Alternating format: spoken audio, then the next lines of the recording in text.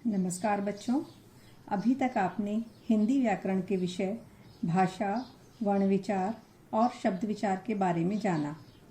आज हम हिंदी व्याकरण के एक अन्य विषय संज्ञा, जिसे अंग्रेजी में नाउन कहते हैं, के बारे में जानेंगे। बच्चों, संज्ञा क्या है?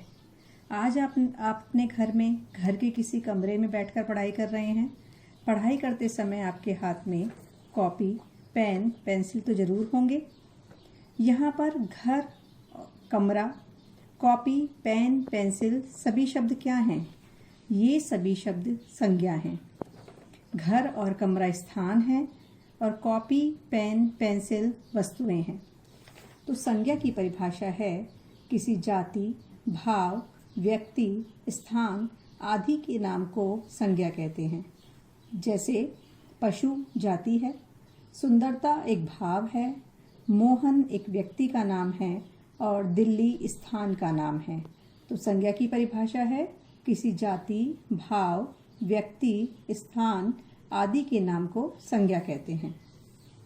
संज्ञा के 3 भेद होते हैं: व्यक्तिवाचक संज्ञा, जातिवाचक संज्ञा, भाववाचक संज्ञा। व्यक्तिवाचक संज्ञा, जिसे प्रॉपर नाउन कहते हैं। व्यक्तिवाचक संज्ञा केवल एक व्यक्ति, वस्तु या स्थान के लिए जिस नाम का प्रयोग होता है उसे व्यक्तिवाचक संज्ञा कहते हैं। जैसे सोहन, मोहन, ताजमहल, लाल किला, गंगा, यमुना आदि। यहाँ पर बच्चों सोहन और मोहन विशेष व्यक्तियों के नाम हैं।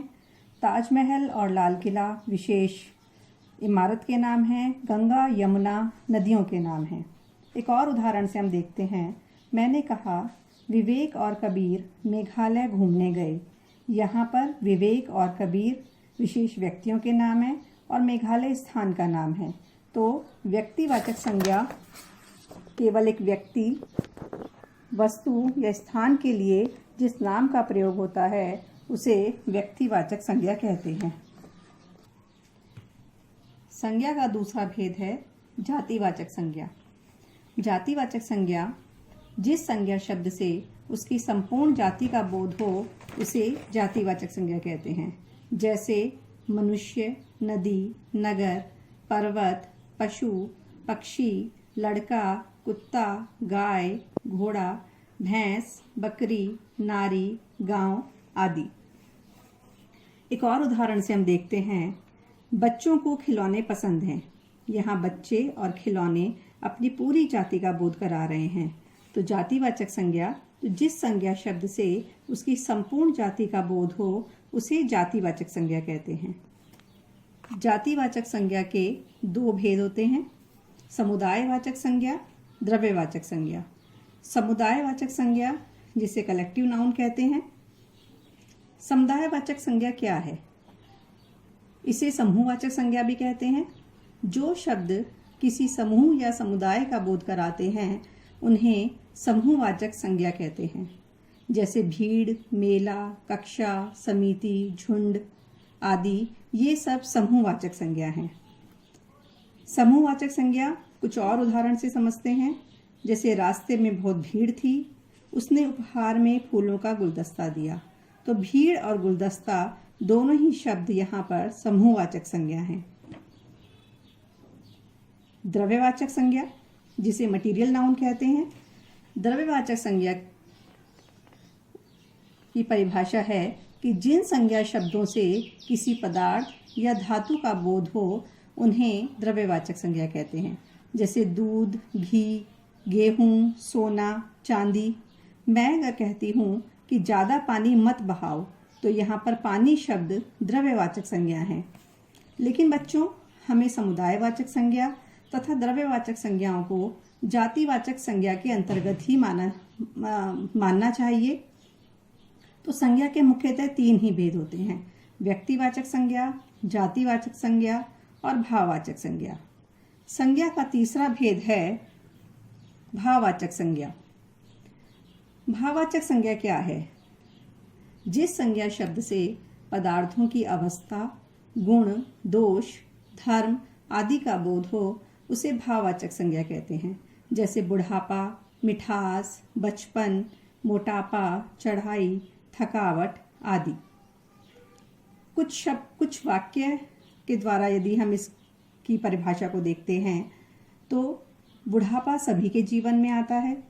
या मैं एक वाक्य बोलती हूँ, आम में मिठास है, तो यहाँ पर बुढ़ापा व मिठास दोनों ही भाववाचक संज्ञा हैं।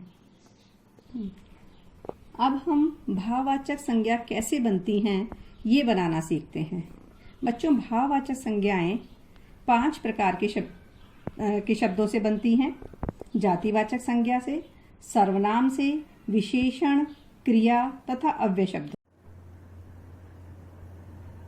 सबसे पहले देखते हैं जातिवाचक संज्ञा से भाववाचक संज्ञा बनाना। मैं कुछ उदाहरणों के द्वारा आपको बता रही हूँ। जातिवाचक संज्ञा से भाववाचक संज्ञा कैसे बनती है, जैसे पशु से पशुता, माता से मातृत्व, मित्र से मित्रता, नौकर से नौकरी, बच्चा से बचपन, लड़का से लड़कपन आदि। सर्वनाम से भाववाचक संज्ञा बनाना, निज से निजता या निजत्व, अहम से अहंकार, अपना से अपनापन या अपनत्व। विशेषण से भाववाचक संज्ञा बनाना, हरा से हरियाली, मीठा से मिठास, मोटा से मोटापा। क्रिया से भाववाचक संज्ञा बनाना, पढ़ना से पढ़ाई, काटना से कटाई, पीसना से पिसाई आदि। अव्यय से भाववाचक संज्ञा बनाना, तीव्र से तीव्रता और शीघ्र से शीघ्रता आदि। बच्चों, आशा है आपको संज्ञा विषय समझ में आ गया होगा। हम अगले 2 दिन इसी विषय पर एक एक्टिविटी और वर्कशीट करेंगे। नमस्कार।